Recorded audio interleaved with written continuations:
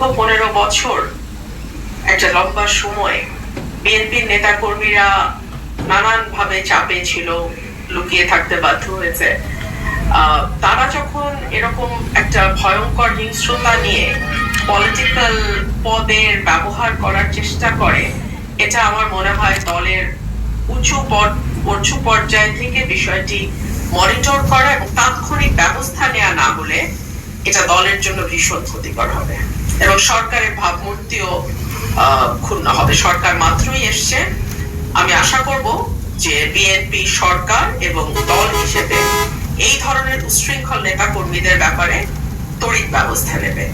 রুমিন ফারহানার উপর এই যে হামলা হলো, 21শে ফেব্রুয়ারিতে তিনি পুষ্পস্তবক অর্পণ করতে গেলেন এবং সেখানে তার উপর হামলা করা হলো, তাকে ভুয়া করা হলো। এগুলো কোন সংস্কৃতি? এতদিন বিএনপি চিল্লালো মব বলে, জামাত মব করে, অন্যান্য দল মব করে, এখন তারাই মবের সূচনা করছে, তাও শহীদ মিনারের মতো স্থানে। রুমিন ফারহানা কি বাংলাদেশের নাগরিক নন? তিনি পুষ্পস্তবক অর্পণ করতে পারেন না?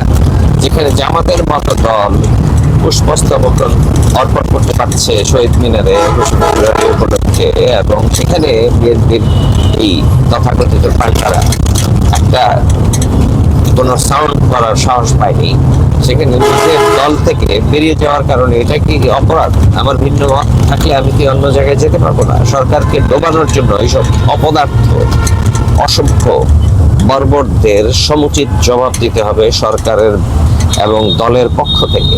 এদেরকে শুধু এই বহিষ্কার করলে হবে না, আইনানুগ ব্যবস্থা, সরাসরি আইনানুগ ব্যবস্থা করতে হবে। বাংলাদেশের কোথাও যদি বিএনপির কোনো কর্মী, কোনো ধরনের সংগঠন কোনো ধরনের এই ধরনের আচরণ কখনো আর করতে যাতে সাহস না পায়, এবং যদি করে তাহলে তড়িৎ তাদেরকে আইনানুগ ব্যবস্থা, তাদেরকে এবং কড়া সাজা, শুধু আইনানুগ ব্যবস্থা না, ধরেন আপনি একটা মামলা দিলেন, তাকে ধরে নিয়ে গেল, এরপরে সে ছুটে আসলো, সেরকম কিছু না, একদম হার্ড লাইনে যেতে হবে এবং এগুলোর কঠিন সাজা হইতে হবে।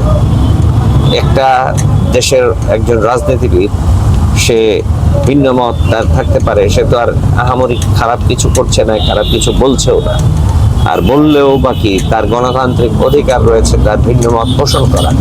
সুতরাং এই নতুন সরকারের প্রতি অনুরোধ এবং বিএনপির প্রতি অনুরোধ, এসব করলে আপনাদের পেছনে যারা মতামত দিয়েছি আমরা আমাদের মতামত তুলে নেব, এবং বেশি দিন লাগবে না, হয়তো প্রথম দিকে মনে হবে যে আমাদের মতামত থাকলেই বা কি, অথবা না থাকলেই কি, আসলে বেশি দিন লাগবে না, আপনাদের চরম পতন হবে, যে পতনগুলো আমরা আসলে চাই না।